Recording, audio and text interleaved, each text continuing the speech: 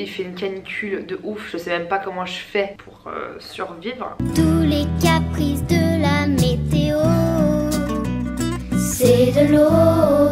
Ça fait hyper longtemps que j'ai pas fait de vidéo parce que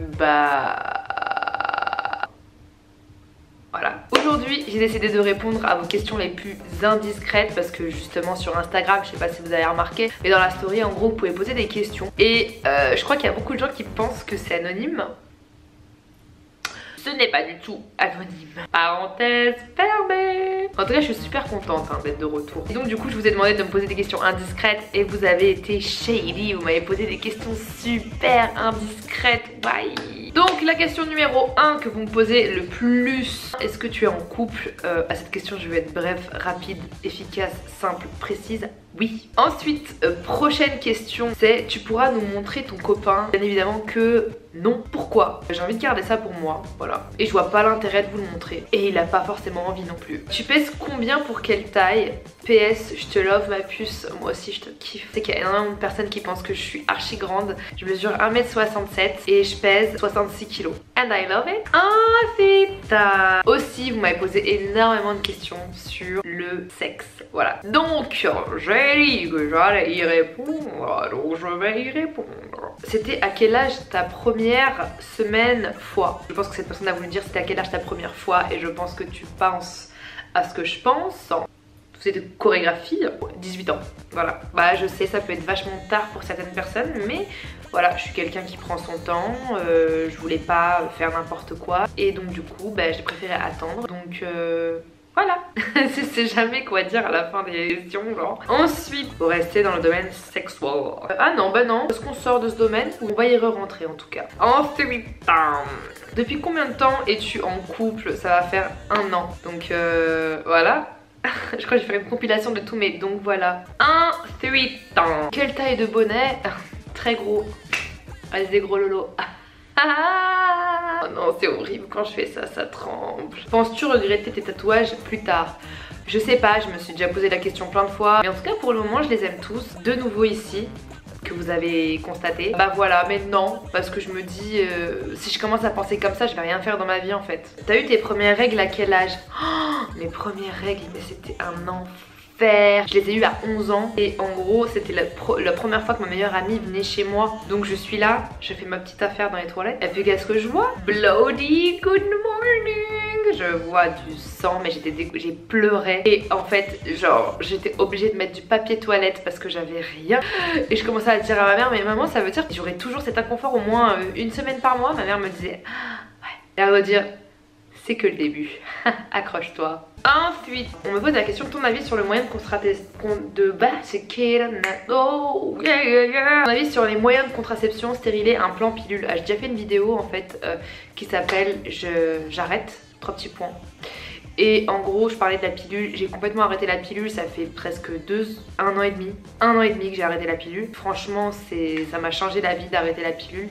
C'est vrai que maintenant c'est très difficile et c'est une question que je continue quand même à me poser en termes de contraception. Donc franchement, je saurais pas quoi vous dire. En tout cas, regardez cette vidéo là où je vous donne beaucoup de conseils dessus. Si vous avez des réponses ou quoi que ce soit, bah, n'hésitez pas à tout simplement me dire en commentaire qu'est-ce que vous pouvez me conseiller, sachant que j'ai pas envie de m'injecter des hormones ou quoi que ce soit. Enfin bref, parlons entre people. Il est horrible ce sourire. La dernière fois que t'as pleuré, la dernière fois que j'ai pleuré, c'était tout à l'heure. Je pleure beaucoup. En fait, je suis quelqu'un de très émotif et très expressif, donc ça n'arrange absolument rien.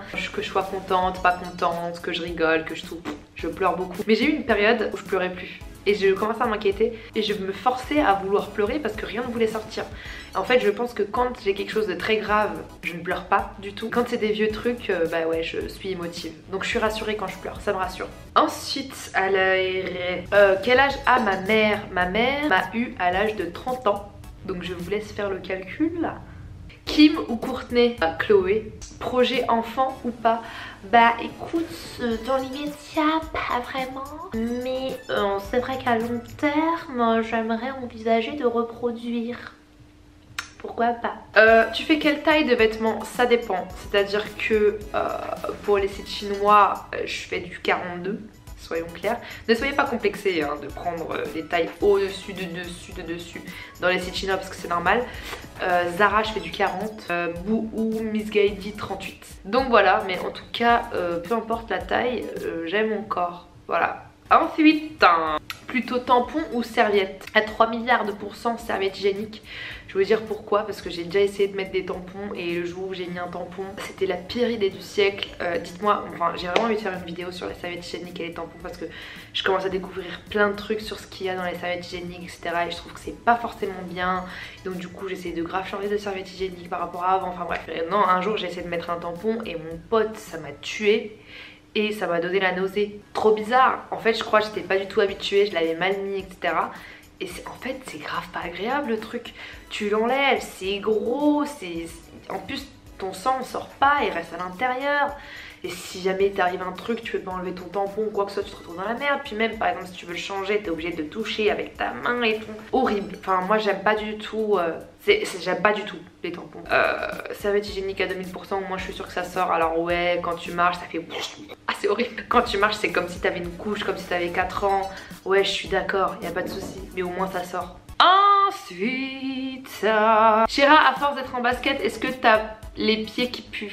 Lol. Sache que je ne dors pas avec mes baskets, sache que je me lave les pieds, sache que je mets des chaussettes. Voilà, c'est tout ce que j'ai à dire. Comment as-tu rencontré ton homme? Mon homme. Je déteste les gens qui disent ça, c'est horrible. Dami, as-tu déjà trompé quelqu'un? Jamais de la vie. Je pense qu'on me coupe le bras tout de suite si même un jour je trompe quelqu'un. J'ai énormément de mal à mentir. Alors auprès des gens que j'aime, que je regarde tous les jours dans les yeux, franchement c'est impossible. C'est le pire truc au monde. Je préfère dire des vérités qui blessent, comme diraient les phrases de Skyblog. De mentir, je trouve il n'y a rien de pire. Je préfère être franche et méchante que d'être douce et hypocrite. Citation du mois. Est-ce qu'il faut s'épiler pour passer à l'acte? Ma vieille, tu fais ce que tu veux de ta foufoune. Personne n'a à te forcer de t'épiler ou de pas t'épiler. Si t'as envie de t'épiler, tu t'épiles. Si t'es à l'aise avec tes poils, ma soeur, c'est trop bien. Ouais le bruit. Par contre on voit grave mes claves. Comment et pourquoi as-tu commencé à t'intéresser à la spiritualité? Honnêtement je pense que c'est culturel. Je pense que j'ai vu beaucoup de choses aussi. Et je crois en beaucoup de choses. Et du coup bah je suis baignée dedans. Enfin bref voilà, je pense qu'il y a un monde visible et qu'il y a un monde invisible. Il y a des choses qu'on ne voit pas et qui existent. Les paix, l'oxygène, le bluetooth, le wifi. Et voilà. J'avais plus rien à dire en fait. Tu as encore ton piercing au téton? Alors oui je l'ai toujours. D'ailleurs j'ai jamais changé le piercing de base. C'est à dire que ça fait presque 3 ans. 4 ans. Oh, ça fait 4 ans que je l'ai. J'ai jamais changé le premier piercing que j'avais. Voilà. T'as déjà mangé tes crottes de nez? Qui n'a pas déjà mangé ses crottes de nez à la récré? Tes colliers que tu portes tout le temps, ils viennent d'où? T'es la meilleure. I love you. Alors vous posez énormément de questions. Il y a beaucoup de personnes qui pensent que j'ai une croix chrétienne ici. En fait pas du tout, c'est juste le signe du Sagittaire que j'ai. Et je l'ai acheté chez Chloé. Ensuite je porte un œil ici. Attendez je vais vous les filmer. Ici c'est un œil berbère de la marque Monsieur qui font des super bijoux. Et c'est super cool. Et l'œil bah, culturellement c'est contre le mauvais œil chez moi donc voilà.